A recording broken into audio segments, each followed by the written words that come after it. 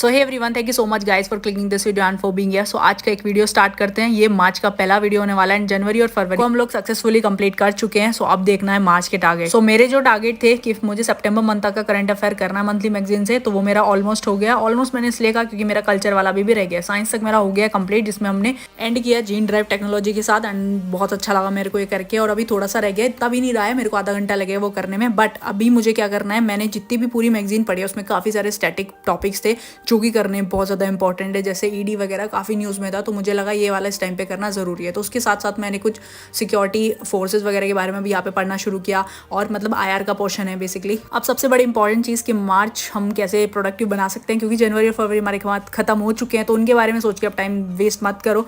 मार्च पे अपने fresh target बनाओ और उनको करो। फॉर एग्जाम्पल, जैसे आपने कोई मंथली मैगजीन की, उसमें जितना भी स्टैटिक पोर्शन था, now it's time to do this. तो मेरा आज आईआर का स्टैटिक चल रहा है। अभी देखो दिन निकल चुका है एंड मस्त कोए चिड़िया सारी आसमान में घूम रही है। मेरे को ध्यान है, मैंने ना अपने कपड़े धुल के रखे थे, तो उसको भी फैलाना है, वरना वो रखे रहते हैं और मेरी ध्यान नहीं रहता। 3-4 दिन तक वो कपड़े खराब हो जाते हैं, उनको दोबारा धुलने की नौबत आ जाती है। तो मैंने अपने 1-2 कपड़े धुले थे, उसको डाल दिया, क्योंकि मुझे कल घर निकलना है। तो घर पे मेरा बहुत ज़्यादा टाइम वेस्ट होता है, उसके लिए मैंने थोड़ी सी प्री प्लानिंग कर ली है। प्री प्लानिंग क्या, क्योंकि मेरा ज्योग्राफी का और इन्वायरमेंट साथ साथ मैंने किया था, तो उसके जितने भी प्रीवियस क्वेश्चन पेपर है उसको साथ साथ लगाने की बारी थी। तो मैंने ना बुक से इनको अलग कर लिया कि हाँ, मेरे को बस इतने टारगेट लेके जाने। अगर पूरा भर के ले जाते हैं ना, तो उतनी भी पढ़ाई नहीं होती। और आशिका कुछ अच्छा सा बना रही है, टेस्टी सा लग रहा है देख के। तो अभी इनको करते हैं pin up, and pin up करने के बाद मेरे को लगा के रखना है बैग, ताकि मैं ये सारी चीज़ें छोड़ ना दूँ यहाँ पे।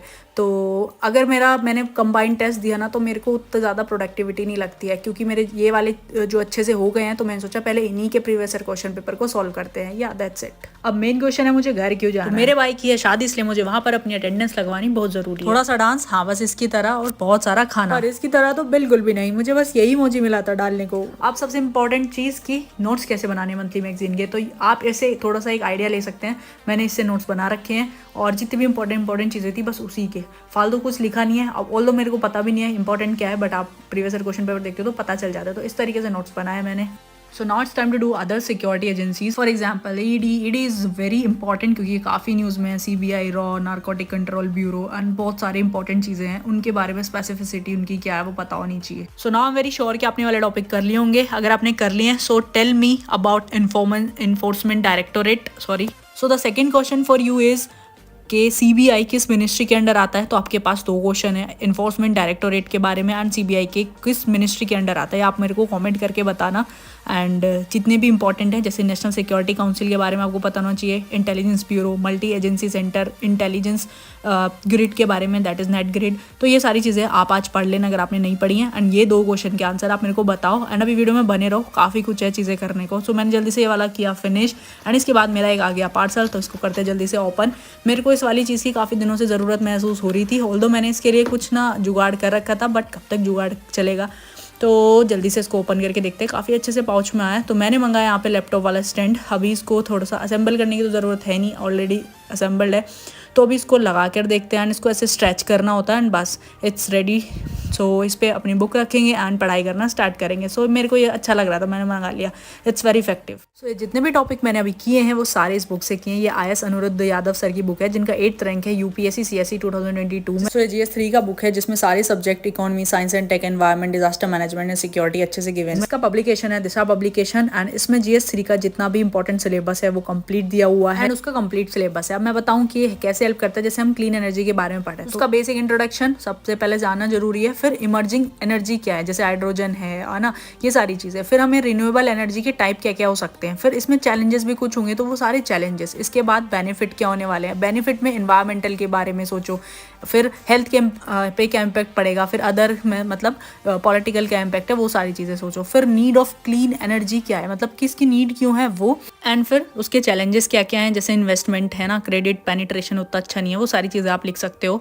और फिर गवर्नमेंट के क्या क्या इनिशिएटिव। तो इस तरीके से ये बुक आपको टारगेट स्टडी अप्रोच के लिए काफ़ी ज़्यादा इंपॉर्टेंट है और हेल्पफुल होने वाली है। So this is like readymade recipe for effective mains answer writing. जैसे कि ये काफ़ी ज़्यादा थीम बेस्ड है, एंड क्रिस्प है, कॉन्साइज है, एंड कॉम्प्रीहेंसिव है। जैसे सब्जेक्ट मैटर्स में सारे हैं, प्रोवाइड करती है valuable assistance for quick revision करना बहुत ईजी है। देखो आप कितने अच्छे से लिखा हुआ है। एंड इस बुक में अलग से इनकॉर्पोरेट किया हुआ है इन्फॉर्मेटिव फुटनोट्स को, जैसे कि आप देख सकते हो केस स्टडी अलग से मेंशन है। सो कॉन्सेप्ट बेसिकली इसमें इंटरकनेक्टेड है, जो कि लॉन्ग टर्म रिटेंशन के लिए काफ़ी हेल्पफुल है। सो data, figure, map, flow charts वगैरह अच्छे से गिवन है इसमें। हर टॉपिक के आपको सारे कीवर्ड्स इसमें अलग से मेंशन मिल जाएंगे। सो ये बुक आपको GS 1, second, third and fourth चारों सब्जेक्ट के लिए मिल जाएगी GS के। GS 1 में history, geography, art and culture and society. GS 2 में पॉलिटी, गवर्नेंस, मतलब जितने भी सब्जेक्ट है सबके ब्रीफ में नोट्स है। So link is in the description, you can check. Alright, so मैंने थोड़ी देर कर लिया था ब्रेक। अब हम करेंगे अपना कल्चर वाला सेक्शन जो कि मेरा सितंबर मंथ का रह गया था। तो जल्दी से उठा लेते हैं अपने हथियार यानी कि हाईलाइटर और कुछ मार्कर एंड पेन वगैरह एंड पढ़ना शुरू कर देते हैं। ऑल्दो ये मेरे को बहुत ज़्यादा बोरिंग लगता है पढ़ने में, बट पढ़ना तो पड़ेगा ही। तो इसमें जो भी इंपॉर्टेंट चीज़ें जैसे नटराजा की जो मूर्ति है और फिर कौन से पीरियड से है, मतलब कहाँ पे इवॉल्व हुई जाके, लाइक चोला पीरियड। एंड उस अब चोला पीरियड आ गया तो आपके पास एक स्टैटिक का टॉपिक है, read about the Chola period and उसका जो भी आर्किटेक्चर वगैरह है, तो सारी चीज़ें पढ़ डालो। तो इस तरीके से करके आप अपनी मंथली मैगजीन पढ़ सकते हो, साथ ही साथ स्टैटिक भी रिवाइज हो जाएगा। So this is all I want to say in the single video. So I hope आपको काफ़ी सारी चीज़ें इससे पता लग गई होंगी कि किस तरीके से हम थोड़ा वन स्टेप आगे जाके चीज़ें कर सकते हैं। एंड आज तो मेरे को खुशी के मारे जल्दी जल्दी चीज़ें हो पा रही हैं याद, क्योंकि मुझे घर जाने की खुशी है। तो चलो अब करते हैं इस वाले स्लॉट को कंप्लीट।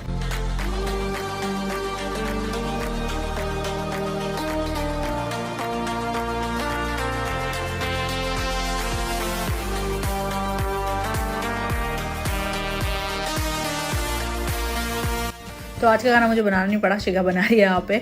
और खाना खाने के बाद मेरे को आ गई थी गाइस बहुत ज़ोर से नींद। 2 दिन से पता नहीं क्या हो रहा है, मेरे को बहुत ज़ोर से नींद आती है एंड काफ़ी लंबी डीप स्लीप आ जाती है। तो गाइस मैंने 3 घंटे की बढ़िया करके साउंड स्लीप ली एंड अब करते हैं पैकिंग, क्योंकि कुछ सामान छूट नहीं जाना चाहिए। अगर मैंने रात के ऊपर छोड़ा ना तो मेरे कुछ ना कुछ रह ही जाता है, एज ऑलवेज मेरा रहता ही रहता है। तो बट आज ये वाली की मिस्टेक नहीं करनी है। तो अपने जो जो प्रीवियस क्वेश्चन पेपर थे वो मैंने रख लिए, ये तो एटलीस्ट करके आने ही आने हैं।